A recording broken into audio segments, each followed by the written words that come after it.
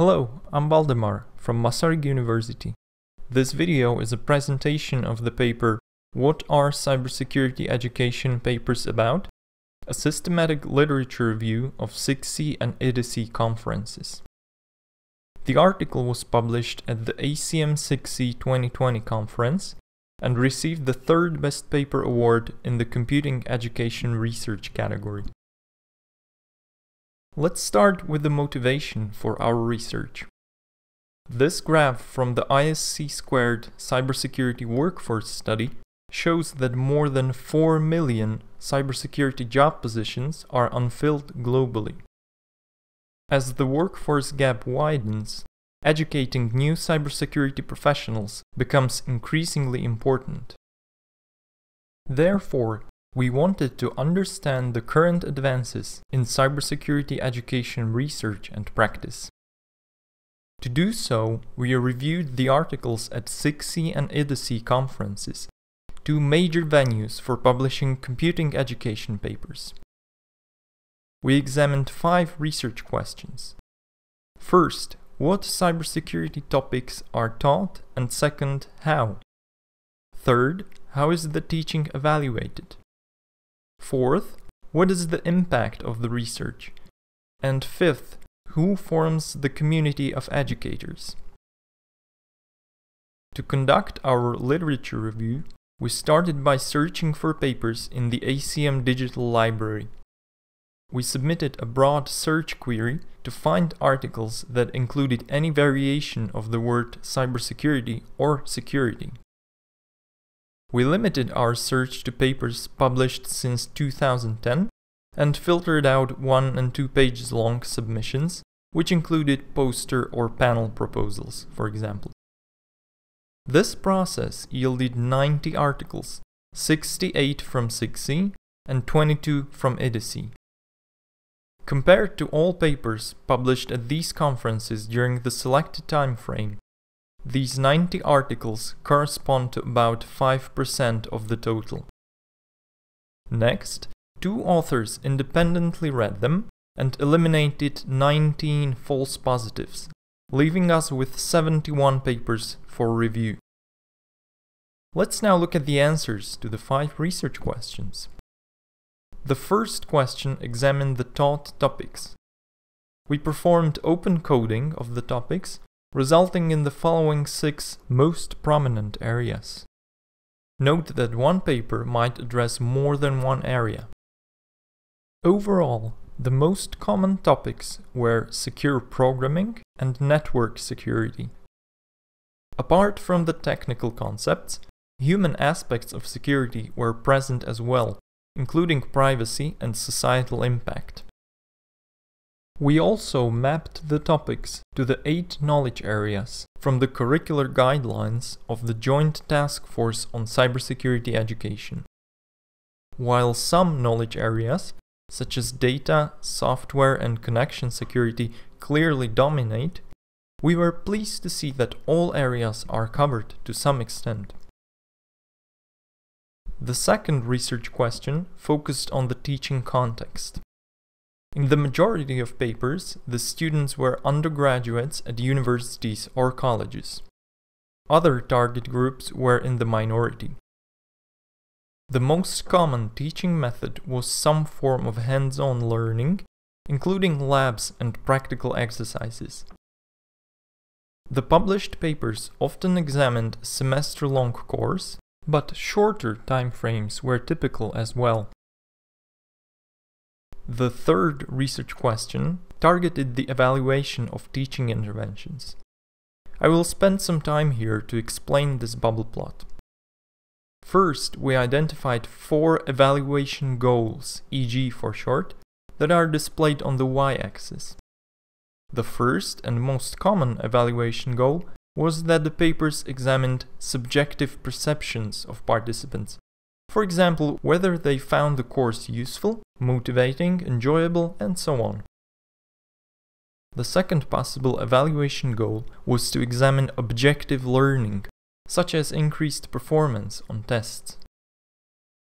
The third goal was to investigate artifacts produced by students such as their program code or command histories.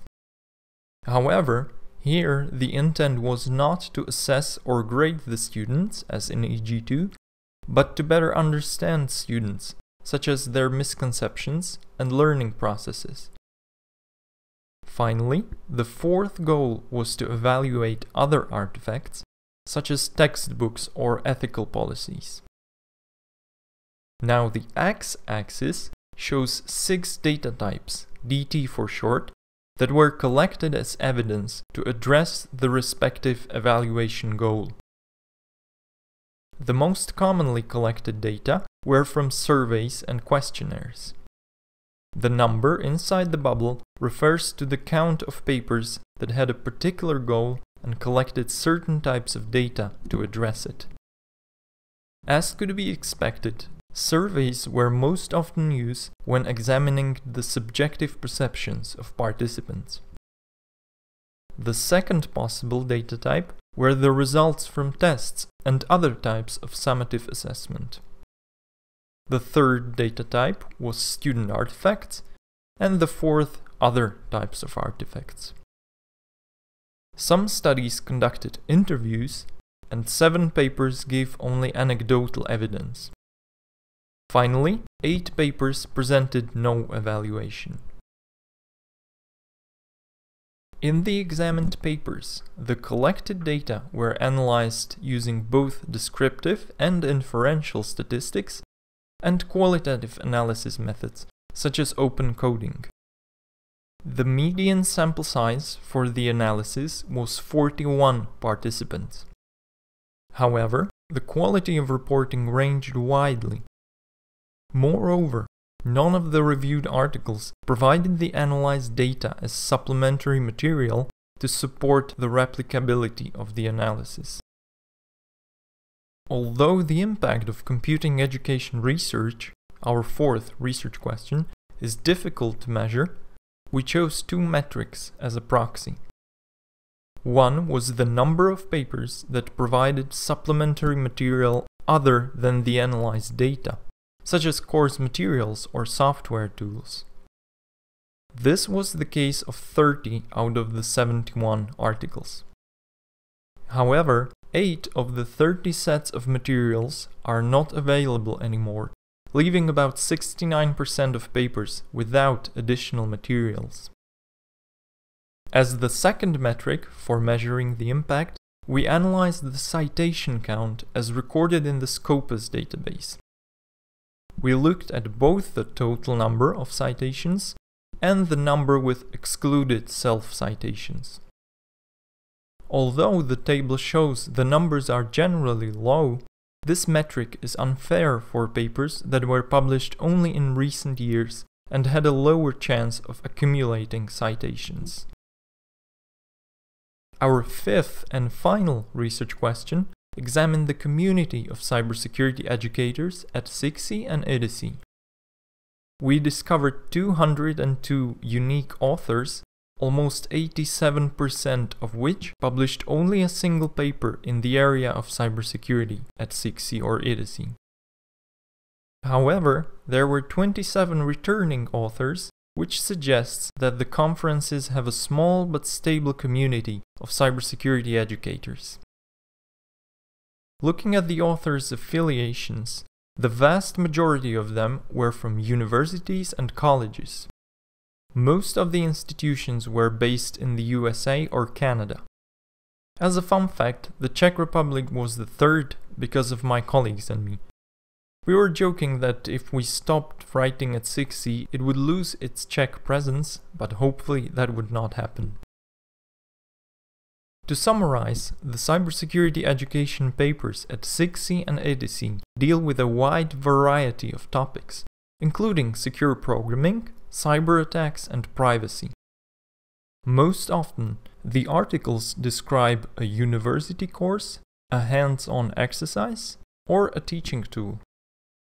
To evaluate the teaching interventions, they present data collected from a few dozens of undergraduates throughout a semester-long course. The applied evaluation instruments include questionnaires and pre- and post-tests. Statistics is the most common analysis method. However, less than a third of the papers publish supplementary materials with their research, and none of the articles publish the analyzed dataset. Finally, looking at the community, the authors from North American universities dominate, and less than 14% of the authors return to write more cybersecurity education papers. The last slide is perhaps the most important because it answers the question, so what now? We analyzed 71 cybersecurity education papers, but what implications stem from this literature review? First, it gives rise to open research questions that can be addressed by fellow researchers in the upcoming years of SIGCSE and ITiCSE. For example, since K-12 students were underrepresented, it can be interesting to examine how to teach cybersecurity to younger learners. To increase the size of the analyzed samples, it would be worthwhile to find ways to motivate students to participate in research. Next, to examine other than statistical methods of analysis, an exciting opportunity is to employ educational data mining. Finally, a great question suggested by an anonymous reviewer is to examine how the research in technical cybersecurity conferences overlaps with the educational studies. To support high-quality and replicable research, we advocate for thorough reporting of methods, clearly describing the learning outcomes, and sharing content with other educators. That's all from me. Thank you very much for your interest in our research and for taking the time to watch this video. We invite you to read the full paper, which is currently freely available in the ACM Digital Library. Should you lose access in the future, the free author's copy is also available on archive.org and ResearchGate. In the paper, you will also find our contact information. We will welcome your feedback, and we are always open to discussing research collaboration. Thank you again and have a good day.